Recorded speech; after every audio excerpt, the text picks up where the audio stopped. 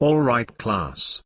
Remember that in order to think like a responsible economist, one must always beware of the secondary effects.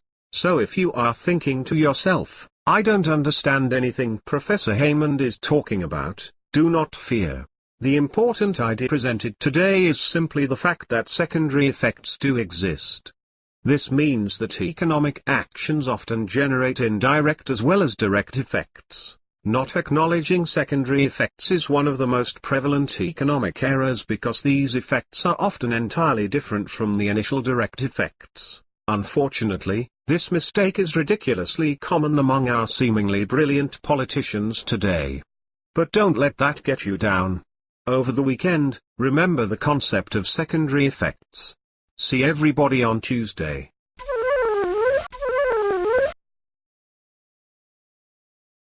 Hey Professor Hammond, what are you doing here at the park? Oh hey, Caleb. I'm just out for my afternoon jog. Really? You jog, in a suit? Absolutely.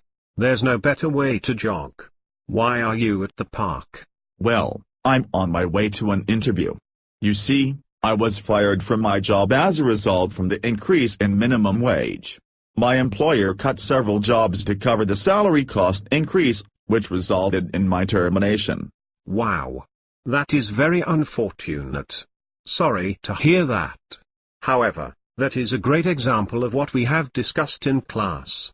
Are you talking about secondary effects?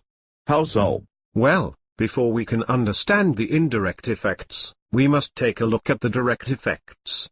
For example, in 2009, the minimum wage was raised from $6.55 to $7.25.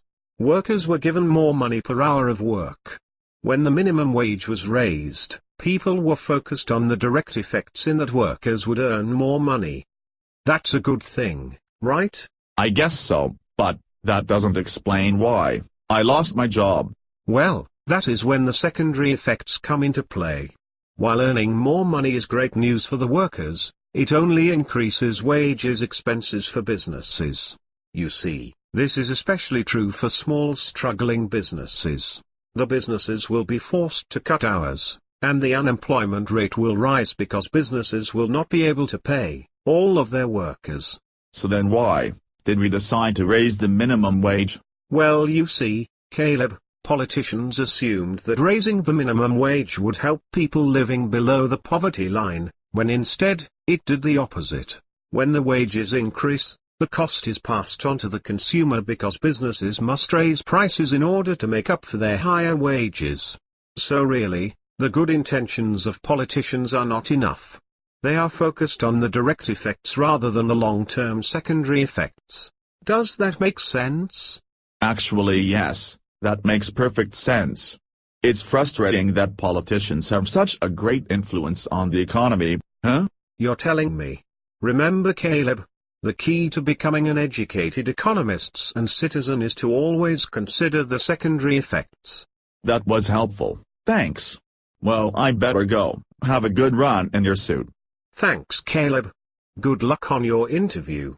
I'm off to the mall to look for a new power tool at Sears Hardware. See you later. Well, time to buy my sand compressor 3000. Hey Jeff. Oh dude. Sweet sand compressor 3000. Hey, Ron Paul. What are you doing here? I'm here picking up paint to give the walls a new coat. Are you selling your house in this terrible housing market? Don't get me started on the housing market. Actually, I'd like to hear your thoughts. I'm teaching my class about secondary effects and I personally believe the recent housing crisis is a perfect example. Wouldn't you agree? Oh Jeff. I completely agree with you. The government had good intentions to make it easier to buy houses. However, good intentions are not enough. They totally forgot about secondary effects. In fact, I predicted the housing crisis would strike in full force. In 2003 I said, and quote, "The special privileges granted to Fannie and Freddie have distorted the housing market by allowing them to attract capital they could not attract under pure market conditions. Like all artificially created bubbles, the boom in housing prices cannot last forever. When housing prices fall, homeowners will experience difficulty as their equity is wiped out. Furthermore, the holders of the mortgage debt will also have a loss. These losses will be greater than they would have otherwise been, had government policy not actively encouraged overinvestment in housing. Wow, you predicted the future perfectly, dude. Through the housing market, we are experiencing secondary effects. That's right, dude. Secondary effects are critical and an extremely important lesson in economics. Preach it, brother. Great material for my next class. Glad I could help. I need to pick up my paint now. Peace out. Well, class, I hope you had a great weekend. I sure did.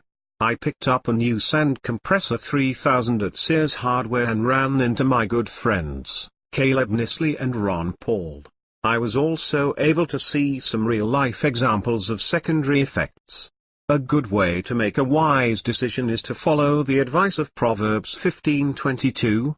Plans fail for lack of counsel, but with many advisors they succeed.